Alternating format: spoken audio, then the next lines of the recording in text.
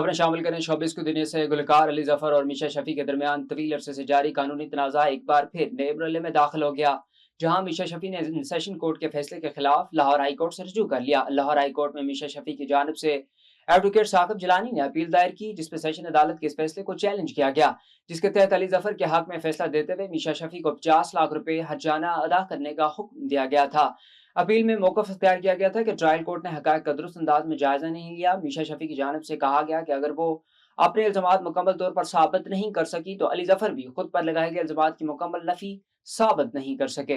Punjab assembly ने सूबे में फिल्म इंडस्ट्री के फरोग के लिए पंजाब फिल्म सिटी अथॉरिटी तश्कील देने का बिल कसरत राय से मंजूर कर लिया। तफसीलात के मुताबिक पंजाब असम्बली के इजलास में फिल्म सिटी अथॉरिटी एक्ट 2026 पेश किया गया, जिसको ईवान के मेंबरान ने कसरत राय से मंजूर किया।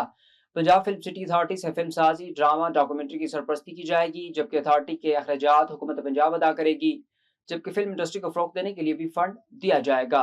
नामवर भारतीय अदाकार शिल्पा शेट्टी के शौहर, अदाकार और बिजनेसमैन राज कदरा ने 4 साल से जारी फहश मवाद केस पर खामोशी तोड़ दी। एक बयान में राज कदरा ने कहा कि अगर वो कसूरवार हैं तो इन्हें सजा दी जाए, वरना अदालत इन्हें बरी करके आज़ादी और इज्जत वापस दिलाए।